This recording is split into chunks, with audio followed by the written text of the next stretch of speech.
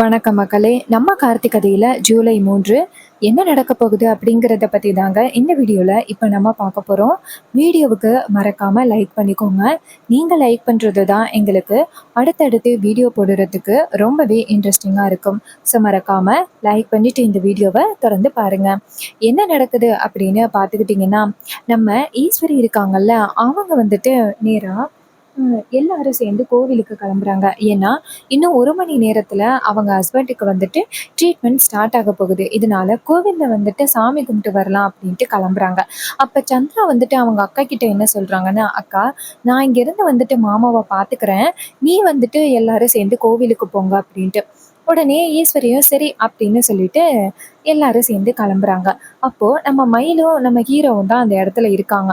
அப்போ நம்ம ஹீரோ இருக்காருல்ல, அவருக்கு ஊர் தலைவர்கள் சேர்ந்து ஃபோன் பண்றாங்க. அப்ப ஹீரோ வந்துட்டு ஃபோனை பார்த்துட்டு மயிலுக்கிட்ட, "இங்க பாருங்க, ஊர் தலைவர்கள் தான் ஃபோன் பண்றாங்க. இது மாரி மாமாவுக்கு வந்துட்டு ரொம்ப உடம்பு சரியில்ல. ஹாஸ்பிட்டல்ல அட்மிட் ஆகியிருக்காரு அப்படிங்கிறதுக்காக கோவில் கும்பாபிஷேகத்தை எங்களால நடத்த முடியாதோ" அப்படின்னு ஊர் மக்கள் எல்லாருமே சேர்ந்து இப்படி ஒரு முடிவெடுத்து கோவில் கும்பாபிஷேகத்தோட பொறுப்பை சிவனாண்டி கிட்ட ஒப்படைக்க சொல்லி என்கிட்ட கேட்டாங்க நேத்து. ஸோ அது சம்மந்தமா தான் மறுபடியும் எனக்கு ஃபோன் பண்றாங்க போல. நாங்க போயிட்டு அவங்க கிட்ட பேசிட்டு வரேன். என் காரணம் முன்னிட்டும் மாமாவை மட்டும் தனியா விட்டுறாதீங்க அப்படின்னு. மயிலு சொல்றாரு, "சரிங்க சகல" அப்படின்னு சொல்லிட்டு அந்த இடத்துல இருந்து கிளம்புறாரு. இன்னொரு பக்கம் அந்த சிவனாண்டி என்ன பண்றாரு அப்படின்னா, ராஜாவுக்கு உண்மையா ட்ரீட்மெண்ட் கொடுக்க வராங்கல்ல, அந்த டாக்டரை வீட்டுக்கு போயிட்டு கட்டி போட்டு வச்சிடறாங்க. கட்டி போட்டு வச்சுட்டு ஒரு ஆளையும் உட்கார வச்சுட்டு சிவனாண்டி சந்திரா கிட்ட, "இங்க பாரு சந்திரா, இங்க கரெக்டா இங்க உண்மையான டாக்டரை வந்துட்டு கட்டி போட்டாச்சு. அவன் திரும்பி வந்துட்டு ஹாஸ்பிட்டல் வர்றதுக்கு வாய்ப்பே இல்லை. அந்த கேப்ல நான் ஒரு ஆளை அங்கே அனுப்பியிருக்கேன். அவன் பேர் வந்துட்டு சங்கர். அவன் வந்துட்டு நீ சொன்ன மாதிரியே அவன் வேலையை முடிச்சிருவான்." அதுக்கு வில்லி சொல்றாங்க, "சரிங்க." அந்த டிரைவர் பையன் ஏதோ ஊர் தலைவர்களை பார்க்குறேன் அப்படின்னு சொல்லிட்டு போயிட்டான்.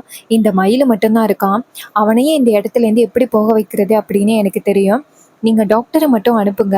மிச்ச வேலையை நான் பார்த்துக்கிறேன் அப்படின்னு சொல்லிட்டு ஃபோனை கட் பண்றாங்க சந்திரா. இன்னொரு பக்கம் ஹீரோ அந்த இடத்துல இருந்து போனதும் மயிலு மட்டும் உட்காந்துருக்காரு. அதே நேரத்துல ஹீரோ வந்துட்டு நேரா ஊர் தலைவர்களை போய் பார்க்குறாரு. இன்னொரு பக்கம் அந்த உண்மையான டாக்டர் வந்துட்டு எப்படியோ அந்த வீட்ல இருந்து தப்பிச்சு வெளியில வராரு. ஹீரோ வந்துட்டு அந்த டாக்டரை பார்த்துட்டு ஷாக் ஆகுறாரு. "சார், நீங்க இங்க என்ன சார் பண்ணிக்கிட்டு இருக்கீங்க? நீங்க ஹாஸ்பிட்டலுக்கு போயிட்டு தான் எங்களுக்கு வந்துட்டு தகவல் வந்துச்சு." அதுக்கு இவர் சொல்றாரு, "சார், யாருன்னே தெரியல சார். 2 பேர் வந்து என்னை வீட்டில் கட்டி போட்டுட்டாங்க சார்.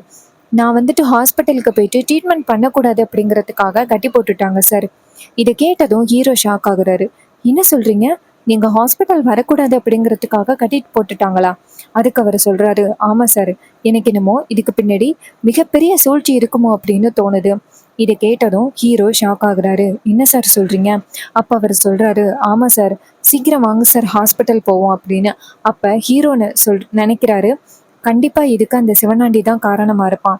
கோவில் கும்பாபிஷேகத்தை எப்படியாவது நிப்பாட்டி அவனோட பொறுப்புல எடுத்துக்கணும் அப்படிங்கிறதுக்காக மாமாவுக்கு ஏதோ ஆபத்து கொடுக்க போறான் போல. சீக்கிரம் நம்ம ஹாஸ்பிட்டல் போகணும் அப்படின்ட்டு நம்ம ஹீரோ வந்துட்டு நேரா ஹாஸ்பிட்டல் கிளம்புறாரு. இன்னொரு பக்கம் அந்த போலியான டாக்டர் அந்த இடத்துக்கு வராரு. அப்ப மயிலு உட்காந்துருக்க வில்லி என்ன பண்றாங்கன்னா, டக்குன்னு இரும ஆரம்பிக்கிறாங்க. நேரா மயிலு கிட்ட, "சின்ன மாப்பிள்ள, பெரிய மாப்பிள்ள, என்னன்னே தெரியல, எனக்கு ரொம்ப நேரமா இருமுது. எனக்கு கொஞ்சம் தண்ணி கொண்டு வாங்களேன்" அப்படின்னு. அப்ப மயிலு சொல்றாரு, "ஏன் இங்க வந்துட்டு தண்ணி கூட இல்லையா?" அப்படின்னு. அதுக்கு அவங்க சொல்றாங்க, "இல்ல மாப்பிள, சீக்கிரம் போயிட்டு எடுத்துட்டு வாங்க மாப்பிள, என்னால கொஞ்சம் கூட மூச்சு விட முடியல" அப்படின்னு. உடனே மயிலும், "சரி சரி இருங்க, நான் போய் எடுத்துட்டு வரேன்" அப்படின்ட்டு அந்த இடத்துல இருந்து போறாரு. அவர் போனதும் அந்த வில்லி என்ன பண்றாங்கன்னா, அந்த போலியான டாக்டரை கூப்பிடுறாங்க. கூப்பிட்டு, "இங்க பாரு, இந்த ரூம்ல தான் அவன் இருக்கான். நீ போயிட்டு அவனை காலி பண்ணு" அப்படின்னு சொல்லிட்டு அவரை அனுப்புறாங்க. அப்போ அவரும், "சரிங்க மேடம்" அப்படின்னு சொல்லிட்டு உள்ளார போறாங்க. அதே நேரத்துல நம்ம ஹீரோ நேரா ஹாஸ்பிட்டலுக்கு அந்த உண்மையான டாக்டரை கூட்டிட்டு வர மயிலு வந்துட்டு தண்ணி பிடிச்சிக்கிட்டு இருக்கிறத பார்த்துட்டு ஹீரோ ஷாக் ஆகி, "இங்க என்ன பண்றீங்க?" அப்படின்னு கேட்க, அதுக்கு மயிலு சொல்றாரு, "சின்னத்தைக்கு வந்து இருமல் தாங்க முடியல, அதான் தண்ணி பிடிக்கலாம் அப்படின்ட்டு வந்தேன்." அப்ப ஹீரோ சொல்றாரு, "இது பாருங்க, உங்களை டைவர்ட் பண்ணணும் அப்படிங்கிறதுக்காக தான் இப்படி ஒரு காரியத்தை பண்ணிட்டு இருக்காங்க. அங்க மாமாவுக்கு ரொம்ப பெரிய ஆபத்து காத்துக்கிட்டு இருக்கு. சீக்கிரம் அந்த இடத்துக்கு போயிட்டு மாமாவை ஆபத்துலேருந்து காப்பாற்றணும் வாங்க" அப்படின்னு சொல்லிட்டு நேராக அங்கே போகிறாங்க. அப்போ சந்திரா நிற்கிறாங்க. சந்திரா வந்துட்டு ஹீரோ வரதை பார்த்துட்டு ரொம்பவே அதிர்ச்சி ஆகுறாங்க. என்ன பிரச்சனை நடந்தாலும் இவன் எப்படியாவது வந்துட்டு இந்த இடத்துக்கு வந்துடுறானே அப்படின்னு சந்திரா அதிர்ச்சி ஆகுறாங்க. அப்ப நம்ம ஹீரோ என்ன பண்றாருன்னா, நேரா அந்த இடத்துக்கு வந்துட்டு சந்திரா கிட்ட யாராவது உள்ளார போனாங்களா அப்படின்னு கேக்குறாங்க. அப்ப சந்திரா என்ன சொல்றாங்கன்னா, இல்ல இல்ல, யாரும் உள்ள போகல அப்படின்ட்டு சொல்றாங்க. அப்போ நம்ம ஹீரோவுக்கு சந்தேகமா இருக்கு. டக்குன்னு கதவை திறக்கிறாரு. கதவை திறந்தா அங்க வந்து ஒருத்தர் நின்றுகிட்டு இருக்காரு. அதை பார்த்ததும் ஹீரோ கேக்குறாரு, சாரி சார் அப்படின்ட்டு. சாரி சார் அப்படின்னு திரும்பும் பொழுது அவரை பார்த்தாரே டாக்டர் மாதிரியே தெரியல. அப்ப ஹீரோ வந்துட்டு டக்குன்னு அவரை வந்து வெளியில கூப்பிடுறாரு. சார் ஒரு நிமிஷம் வெளியில வாங்கல அப்படின்னு. அப்ப இங்க வந்துட்டு உண்மையான டாக்டர் வந்துட்டு, சார் இவர் யாரு சார், இவருக்கும் இந்த ஹாஸ்பிட்டலுக்கும் எந்தவித சம்மந்தமுமே இல்லையே அப்படின்னு. இதை கேட்டதும் ஹீரோ ஷாக் ஆகுறாரு. அப்போ அந்த போலி டாக்டர் என்ன பண்றான் அப்படின்னா, அந்த இடத்துல இருந்து தப்பிச்சு போக பாக்குறான். அப்ப ஹீரோ டக்குன்னு அவனை பிடிச்சிடுறாங்க. அப்போ அதே நேரத்துல கோவிலுக்கு போன ஈஸ்வரி எல்லாரும் வந்துடுறாங்க. அவங்க எல்லாரும் வந்ததோட என்ன நடக்குது இங்க அப்படின்னு கேக்குறாங்க. அப்ப மயிலு சொல்றாரு, அத்தை இதோ நிக்கிறானே இவன் மாமாவை காலி பண்றதுக்காக ஹாஸ்பிட்டல் வந்திருக்கான் அப்படின்னு. இதை கேட்டதும் ஈஸ்வரி ஷாக் ஆகுறாங்க. என்ன மாப்பிள்ள சொல்றீங்க அப்படின்னு. அப்ப ஹீரோ சொல்றாரு, ஆமாத்த, மாமாவுக்கு ஆபத்து கொடுக்கணும் அப்படிங்கிறதுக்காக இவன் வந்திருக்கான். அப்போ சந்திரா வந்துட்டு ஷாக் ஆகுறாங்க. அப்ப மயிலு சொல்றாரு, சின்னத்த நீங்க தானே இங்க இருந்தீங்க, எப்படி நீங்க தெரியாத ஆளை உள்ளார அனுப்பலாம் அப்படின்னு. அதுக்கு ஈஸ்வரி வில்லி சொல்றாங்க, இங்க பாருங்க, இவன் வந்துட்டு உண்மையான டாக்டர் இல்லை அப்படிங்கிறது எனக்கு தெரியாது. அப்படி தெரிஞ்சிருந்துச்சுன்னா நான் எப்படி அவனை உள்ள விட்டுருப்பேன். பாத்தியாக்கா, இப்படி ஒரு சாதாரண விஷயத்துல கூட என் மேல சந்தேகப்படுறாங்க அப்படின்னு. அதுக்கு மயிலு சொல்றாரு, என்னது சாதாரண விஷயமா, உள்ளார போயிட்டு மாமாவை காலி பண்றதுக்காக போயிருக்கான், இத சாதாரண விஷயம் அப்படின்னு சொல்றீங்க அப்படின்னு. இதை கேட்டதும் சந்திரா ஷாக் ஆகுறாங்க. அப்போ ஹீரோ சொல்றாரு, இவனை யாரு அனுப்புனது, எதுக்காக இப்படி பண்றான் அப்படின்னு எனக்கு கொஞ்ச நேரத்துல தெரியும் அப்படின்னு சொல்லிட்டு அவனை அடிக்கிறதுக்கு கைவோங்க. அப்ப அவன் பயந்து போய், சார் சார் இதை வந்து சிவனாண்டி தான் சார் செய்ய சொன்னாரு, அவரு இதை நான் செஞ்சா எனக்கு பணம் நிறைய தரேன் அப்படின்னு சொன்னாரு, அதனாலதான் சார் நான் இப்படி ஒரு காரியத்தை பண்ணேன், என்னை விட்டுருங்க சார், நான் பணத்துக்காக ஆசைப்பட்டு இப்படி பண்ணிட்டேன் அப்படின்னு. இதை கேட்டதும் ஈஸ்வரி செம்ம ஷாக் ஆகுறாங்க. ஸோ இதை விடவே கூடாது அப்படின்னு சொல்லிட்டு செம்ம டென்ஷன் ஆகுறாங்க. அப்ப ஈஸ்வரி வந்து நேரா ரேவதியை பார்த்து, இங்க பாருங்க, எல்லாரும் அவரை வந்து பத்திரமா பார்த்துக்கிடுங்க, எனக்கு ஒரு முக்கியமான வேலை இருக்கு அப்படின்னு சொல்லிட்டு கோவத்தோட கிளம்புறாங்க.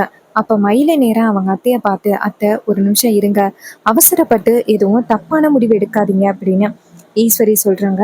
இப்போ என் புருஷன் இவ்வளோ பெரிய ஆபத்துல சிக்கியிருக்கான், இது எல்லாத்துக்கும் காரணம் சிவனாண்டி தான். அவன் கொஞ்சம் கூட திருந்தவே மாட்டானா, அவன் ஏன் தான் இப்படி ஒரு காரியத்தை பண்றான், அவனுக்கு நான் சரியான ஒரு பாடத்தை கற்பிச்சு கொடுத்தே ஆகணும் அப்படின்னு சொல்லிட்டு ஈஸ்வரி கோவத்தோட கிளம்புறாங்க.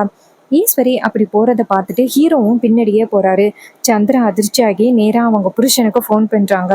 ஆனா அவரு ஃபோன் எடுக்கவே இல்லை.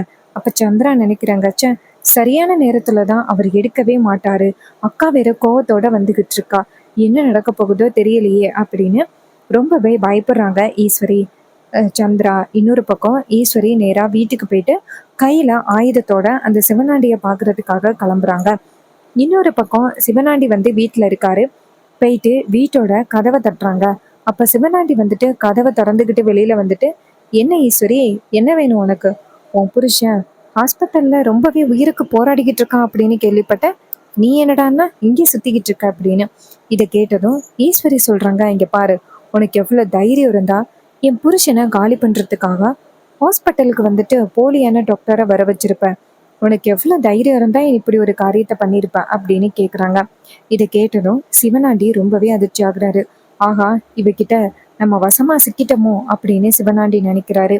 அப்ப ஹீரோ சொல்றாரு, இங்க பாருங்கத்த, இன்னும் கொஞ்ச நேரத்துல அதிகாரிங்க வந்துருவாங்க, இவனை அதிகாரிங்க கிட்ட பிடிச்சு கொடுக்கலாம், நீங்க இப்படி அவசரப்பட்டு முடிவெடுக்கிறது நியாயம் கிடையாதுத்த அப்படின்னு ஈஸ்வரி சொல்றாங்க. இங்க பாரு, நீ தேவையில்லாம பேசாத, நான் என்ன முடிவு எடுக்கிறேன் அப்படிங்கிறது எனக்கு தெரியும், இவனை இதுக்கு மேலேயும் நான் சும்மா விட்டேன் அப்படின்னா அது எனக்கும் என் குடும்பத்துல உள்ளவங்களுக்கும் தான் ரொம்ப பெரிய ஆபத்து அப்படிங்கிறது எனக்கு தெரிஞ்சு போச்சு, இவனை நான் சும்மா விட மாட்டேன் அப்படின்னு சொல்லிட்டு ஆயுதத்தை காமிச்சதும் சிவனாண்டி ஷாக் ஆகி சந்திரா ஈஸ்வரியோட காலில் விழுந்து, இங்க பாரு ஈஸ்வரி, நான் பண்ணது வந்துட்டு தப்பு தான், நான் ஏதோ தெரியாம இப்படி ஒரு தப்பு பண்ணிட்டேன், என்னை விற்று ஈஸ்வரி அப்படின்னு கெஞ்சுறாங்க. அப்போ ஈஸ்வரி சொல்கிறாங்க, உன்னை விட மாட்டேன், அவரையே காலி பண்ணுறதுக்காக நீ ஆளை அனுப்பியிருக்க அப்படின்னா இதுக்கப்புறம் என் குடும்பத்தில் எல்லாருக்குமே நீ ஆபத்து கொடுக்கறதுக்கு பயப்பட மாட்டேன். ஸோ இதுக்கப்புறமும் நான் ஒன்றும் சும்மா விட மாட்டேன்டா அப்படின்னு சொல்லிட்டு நேராக ஆயுதத்தை காமிக்க, அப்போ ஹீரோ சொல்கிறாரு, அத்தை ஒரு 5 நிமிஷம் பொறுங்கத்த, அதிகாரிங்க வந்துடுவாங்க அப்படின்னு. அதே நேரத்தில் அதிகாரிங்களும் அந்த இடத்துக்கு வந்துடுறாங்க. அதிகாரிங்க வந்ததும் நேராக ஈஸ்வரியை பார்த்து, மேடம் மேடம் அவசரப்பட்டு இப்படி முடிவெடுக்காதீங்க மேடம். இப்படி அவசரப்பட்டு முடிவெடுத்தீங்க அப்படின்னா அது கண்டிப்பாக உங்களுக்கு தான் ரொம்ப பாதிப்பு கொடுக்கும். ஒரு நிமிஷம் இருங்க, அதான் நாங்கள் வந்துட்டோமே, இவனுக்கு என்ன தண்டனை வாங்கி கொடுக்கணுமோ அதை நாங்கள் கரெக்டாக தண்டனையை வாங்கி கொடுத்துட்றோம் அப்படின்னு சொல்ல, ஈஸ்வரி சொல்கிறாங்க, இங்கே பாருங்க, இவன் எக்காலம் முன்னிட்டும் வெளியில் வரவே கூடாது அப்படின்னு சொல்ல, அதுக்கு அதிகாரிங்க சொல்கிறாங்க, மேடம் இவன் வெளியில் வராதபடி நாங்கள் பார்த்துக்குறோம் மேடம், நீங்கள் கொஞ்சம் பொறுமையாக இருங்க அப்படின்னு சொல்ல, உடனே ஈஸ்வரியும் சரி அப்படிங்கிறாங்க. அப்போது சிவனாண்டியை வந்துட்டு அதிகாரிங்க கைது பண்ணி அந்த இடத்துலேருந்து கொண்டுட்டு போகிறாங்க. அப்போது ஹீரோ நேராக அவங்க அத்தையை பார்த்து, இங்கே பாருங்க அத்தை, நீங்கள் இப்படி அவசரப்பட்டு முடிவெடுக்கிறதுனால குடும்பத்தில் உள்ளவங்களுக்கு தான் ரொம்ப பெரிய பாதிப்பு வரத்துக்கு வாய்ப்பு இருக்குது அப்படின்னு. அதுக்கு ஈஸ்வரி சொல்கிறாங்க, அதுக்காக இவன் பண்ணுற தப்பு எல்லாத்தையுமே மறந்துட்டு இப்படியே வேடிக்கை பார்த்துக்கிட்டு இருக்க சொல்கிறீங்களா? இவனுக்கு சரியான ஒரு தண்டனையை வாங்கி கொடுக்கறது தான் நல்லது. அதனால தான் நான் இப்படி பண்ணேன். அப்போ ஹீரோ சொல்கிறாரு, அத்தை இன்னும் கொஞ்ச நேரத்தில் மாமாவுக்கு ட்ரீட்மெண்ட் ஸ்டார்ட் ஆக போகுது, இந்த நேரத்தில் நம்ம அங்கே இருக்கணும் வாங்கத்தை அப்படின்னு சொல்ல, ஈஸ்வரியும் சரி அப்படின்னு சொல்லிட்டு நேராக ஹாஸ்பிட்டல் வராங்க. ஹாஸ்பிட்டல் வந்ததும் அங்கே ராஜாவுக்கு வந்து ட்ரீட்மெண்ட் நடந்துக்கிட்டு இருக்கு. அப்போது வெளியில் வந்துட்டு ஈஸ்வரி நிற்கிறாங்க.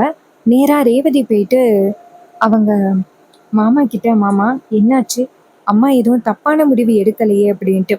அதுக்கு நம்ம ஹீரோ சொல்கிறாரு, இங்கே பாரு, அதெல்லாம் அம்மா எந்தவித தவறான முடிவு எடுக்கலை, நான் அதுக்குள்ளேயும் அதிகாரிங்களை வர வச்சு அவனை அதிகாரிங்க கிட்ட பிடிச்சு கொடுத்துட்டேன் அப்படின்னு. இதை கேட்டதும் ரொம்பவே சந்தோஷப்படுறாங்க ரேவதி. அம்மா வந்துட்டு ரொம்ப கோவப்படுறாங்க, அவங்களுக்கு என்ன ஏது அப்படின்னு எதுவுமே தெரிய மாட்டேங்குது, கோவப்பட்டாங்கன்னா அதான் அப்படி நடந்துக்கிறாங்க அப்படின்னு. அப்போ ஹீரோ சொல்கிறாரு, விடு ரேவதி அப்படின்னு. அப்போது ரேவதி சொல்கிறாங்க, அப்பாவுக்கு ட்ரீட்மெண்ட் ஸ்டார்ட் ஆகிட்டு, கடவுள் புண்ணியத்தில் அப்பா திரும்பி வந்துட்டா நல்லது அப்படின்னு சொல்கிறாங்க. இன்னொரு பக்கம் ஈஸ்வரி ரொம்பவே பயத்தில் நின்றுட்டு இருக்காங்க, அவங்க ஹஸ்பண்டுக்கு வந்து ட்ரீட்மெண்ட் நடந்துக்கிட்டு இருக்கு அப்படின்னு. இன்னொரு பக்கம் சந்திரா வந்துட்டு நேராக அவங்க புருஷனுக்கு ஃபோன் பண்ணுறாங்க. ஆனால் அவரோட ஃபோன் வந்துட்டு ரீச் ஆகலை. அப்போது சந்திரா என்ன பண்ணுறாங்கன்னா நேராக அந்த முத்துக்கு ஃபோன் பண்ணுறாங்க. முத்து ஃபோனை பார்த்துட்டு மருமவை தான் கால் பண்ணுறா அப்படின்னு ஃபோனை அட்டன் பண்ணி, சொல்லு மருமவளே அப்படின்னு சொல்ல, சந்திரா கேட்குறாங்க, மாமா என்ன ஆச்சு, நானும் அவருக்கு ரொம்ப நேரமாக கால் பண்ணுறேன், அவர் ஃபோன் எடுக்கவே இல்லையே, அவர் எங்கே அப்படின்னு கேட்குறாங்க. அதுக்கு அவர் சொல்கிறாரு, மருமவளே மவனை அதிகாரிங்க கைது பண்ணி கொண்டுட்டு போயிட்டாங்கம்மா. இதை கேட்டதும் சந்திரா ரொம்ப ஷாக் ஆகுறாங்க. என்ன மாமா சொல்கிறீங்க, அவரை அதிகாரிங்க கைது பண்ணிட்டாங்களா? அதுக்கு அவர் சொல்கிறாரு, ஆமாம்மா, இது எல்லாத்துக்கும் யாரு கரையணுமா, அந்த டிரைவர் பையன் தான் காரணம். அவன் தான் அந்த ஈஸ்வரியை அழைச்சிட்டு வந்து அதிகாரிங்களையும் கூட்டிகிட்டு வந்து மவனை பிடிச்சி கொடுத்துட்டாங்கம்மா. இதை கேட்டதும் ரொம்பவே அதிர்ச்சி ஆகுறாங்க சந்திரா. மாமா இதுக்கு தான் மாமா நான் முதல்லேருந்து அவருக்கு கால் பண்ணிக்கிட்டே இருந்தேன், இங்கே விஷயம் தெரிஞ்சு போச்சு அப்படின்னு சொல்லிட்டு அவரை தப்பிச்சு போக சொல்கிறதுக்காக நானும் ரொம்ப நேரமாக கால் பண்ணிக்கிட்டே இருந்தேன். ஆனால் அவர் ஃபோன் எடுக்கவே இல்லை. இப்போது அவர் எவ்வளோ பெரிய ஆபத்தில் மாட்டிக்கிட்டாரு, எனக்கு ரொம்பவே பயமாக இருக்கு மாமா. அதுக்கு முத்து சொல்கிறாரு, மவளே கவலைப்படாதம்மா, இது ஒரு சாதாரண ஒரு சந்தேகம்தான், நான் எப்படியாவது ஜாமீன் வச்சு மவனை வெளியில் கூட்டிகிட்டு வந்துடுவேன், நீ கவலைப்படாதம்மா அப்படின்னு சொல்ல, உடனே நம்ம சந்திராவும் சரிங்க மாமா, சீக்கிரம் அவரை வெளியில் கூட்டிகிட்டு வாங்க, எனக்கு ரொம்பவே பயமாக இருக்கு அப்படின்னு. இதை கேட்டதும் அவரும் சரி மருமவளே நீ கவலைப்படாத அப்படின்னு சொல்லிட்டு அவர் ஃபோனை கட் பண்ணுறாரு. ஸோ இந்த கதை உங்களுக்கு பிடிச்சிருக்கா? இந்த கதை பிடிச்சிருந்துச்சுன்னா இந்த வீடியோவுக்கு மறக்காமல் லைக் பண்ணிக்கோங்க. நீங்கள் லைக் பண்ணுறது தான் எங்களுக்கு அடுத்தடுத்து வீடியோ போடுறதுக்கு ரொம்ப ரொம்ப இன்ட்ரெஸ்டிங்காக இருக்கும். ஸோ மறக்காமல் லைக் பண்ணிவிட்டு இந்த வீடியோவை தொடர்ந்து பாருங்கள். தேங்க்யூ ஃபார் வாட்சிங். See you on next video.